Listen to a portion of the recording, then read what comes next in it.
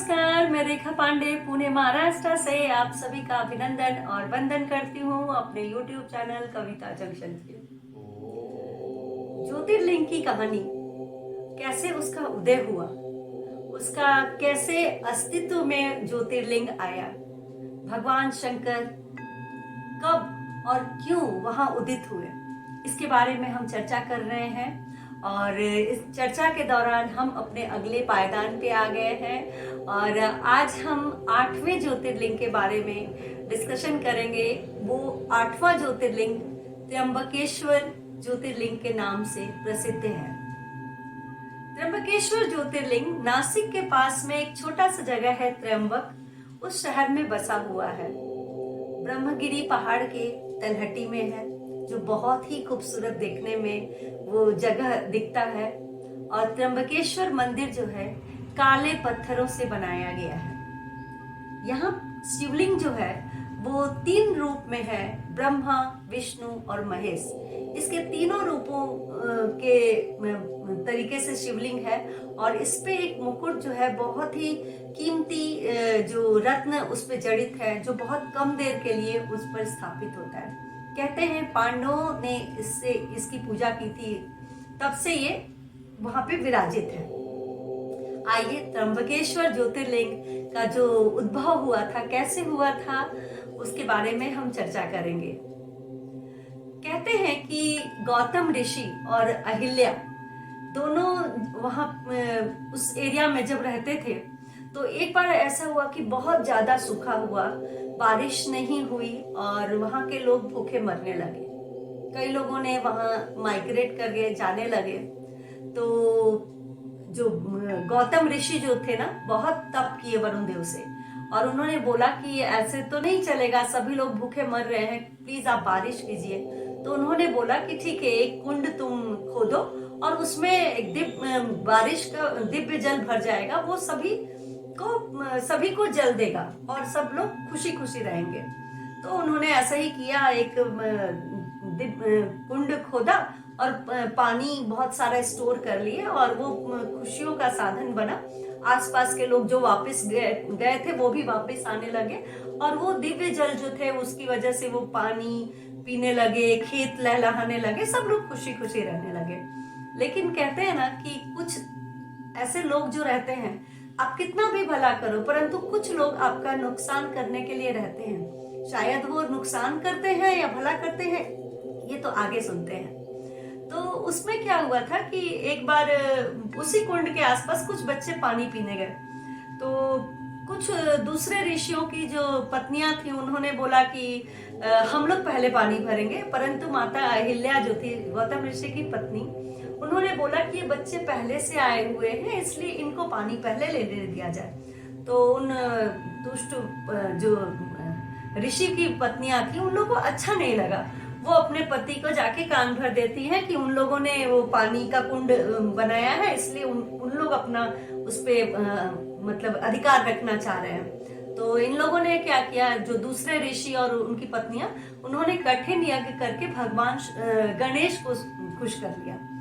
और गणेश जी आए तो उनसे एक वर मांगा कि हम लोग कुछ ऐसा इल्जाम गौतम ऋषि पे लगाएंगे और आपको साथ देना होगा। गणपति को अच्छा नहीं लगा, उन्होंने बोला कि दूसरा कुछ वर मांग लो, परंतु वो लोग तो हट में थे कि नहीं, हमने आपको इतना खुश किया है, इतने तपस्या के बाद आप हम जो मांग रहे हैं वही वर दीजिए। तो उन्होंने बोला कि ठीक है, तुम मांग रहे हो तो हम दे देते हैं। और उसके बाद क्या हुआ, गणेश जी एक दुर्बल गाय का भेष बना करके गौतम ऋषि के खेत में चले जाते हैं। अब गौतम ऋषि जो थे वो एक खाने का उसको तिनका ले जाकर उसको खिलाने की कोशिश करते हैं। बस गौतम ऋषि ने गाय को छुआ कि गाय की मृत्यु हो गई। अब वो दूसरे ऋषि और ऋषि पत्नियां छुप कर जो देख रहे थे स्वांग, वो आए और बोले तुम में तो गौ हत्या का पाप लग गया। अब तुम गौ हत्या लग गया तो तुम्हारा कोई भी पूजा पाठ जो होगा वो पुण्य का भागी नहीं होगा, वो तो गौ हत्या हो गया। तो अब क्या करें, तो उन्होंने ऋषियों ने बोला कि तुम जाओ और 1 करोड़ शिवलिंग, पार्थिव शिवलिंग की रचना करो और उसमें गंगा का पानी ले आके उसको प्रवाहित करो उस पे, तब शिव जी आप पे खुश होंगे। अब बहुत कठिन बात थी भाई। एक तो त्र्यंबक जगह में गंगा कहाँ से आएंगी, और 1 करोड़ शिवलिंग की पूजा करनी है। फिर भी उन्होंने किया, 1 करोड़ शिवलिंग की पार्थिव पूजा की और भगवान शिव को प्रसन्न किया। भगवान शिव जी दर्शन भी दिए, आए भी। तो पूछा, मतलब उन्होंने गौतम ऋषि ने बिल्कुल सिर झुका कर रोने लगे और बोले कि मैं तो बहुत गलत काम कर दिया, मतलब गौ हत्या का मेरे ऊपर पाप लगा हुआ है, भगवान शिव मैं क्या करूं। तो बोले कि तुम कभी भी कुछ गलत काम किए ही नहीं थे, उन ऋषियों ने तुमको फंसाया था। तो उन्होंने बोला कि ऋषियों ने फंसाया या कुछ ऐसा कर दिया जिसकी वजह से आपके दर्शन हो गए। तो बोले कि ठीक है, आप भगवान शिव आप गंगा को लाने में यहाँ पे मेरी मदद कीजिए। तो अब गंगा को लाना जब हुआ, गंगा को आह्वान किया गया, तो गंगा जी ने बोला कि मैं आऊंगी धरती पर, परंतु आपको यहाँ रहना पड़ेगा, तब मैं यहाँ पे आऊंगी। तो अब शंकर जी वचनबद्ध थे, उन्होंने बोला ठीक है, मैं यहाँ पर रहूंगा और तुम आओ, ताकि इसको जो गो हत्या का पाप लगा है ये छूट जाए। तो गौतम ऋषि और शंकर जी के आह्वान पे माँ गंगा वहां पे आई और गोदावरी बन करके आई। अर्थात जितना नॉर्थ में गंगा का महत्व है, उतना ही साउथ में गोदावरी का। नॉर्थ में भागीरथ ने गंगा माँ को ले आए थे, इसलिए भागीरथी कहलाई, और यहाँ गौतम ऋषि आए थे, इसलिए गंगा गौतमी के नाम से भी जानी जाती है। तो इस तरीके से जो है त्र्यंबकेश्वर ज्योतिर्लिंग का जो प्रादुर्भाव हुआ। और उसके बाद बोलते हैं कि जब यहाँ पे जो है अपने मन को, मतलब मन भावन जो वांछित फल जो चाहिए होता है, तो त्र्यंबकेश्वर दर्शन कीजिए। त्र्यंबकेश्वर शिवलिंग जो है मन वांछित फल पाने के लिए ही प्रसिद्ध है। और बोलते हैं कि जब सूर्य जो है सिंह राशि में प्रवेश करता है, तब यहाँ एक मेला लगता है जहाँ सभी देवता सभी भगवान वहां आते हैं, आपको वर देते हैं।